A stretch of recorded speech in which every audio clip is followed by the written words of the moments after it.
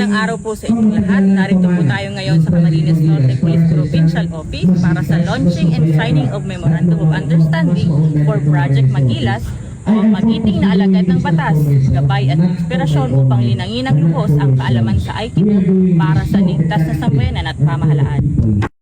Formal na inilunsad ng Camarines Norte Police Provincial Office ang Project Magilas o magiting na alagad ng batas, gabay at inspirasyon upang linangin ng lubos ang kaalaman sa Aikido para sa ligtas na sambayanan at pamahalaan nitong buwan ng Hulyo sa Camp Wenceslao Q. Vincent Sr. Daet, Camarines Norte.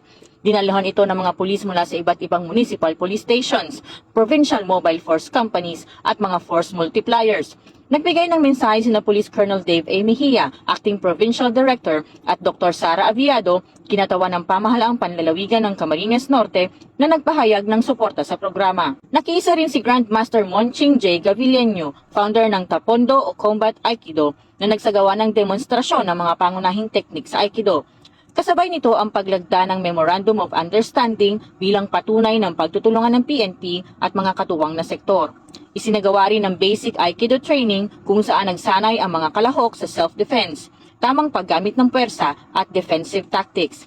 Sa pamamagitan ng Project Magilas, patuloy na pinalalakas ng Camarines Norte PPO ang kahandaan at profesionalismo ng kapulisan at ang mas matatag na ugnayan sa komunidad bilang suporta sa layunin ng bagong Pilipinas. Ang ituturo natin sa kanila ay para sa trabaho nila.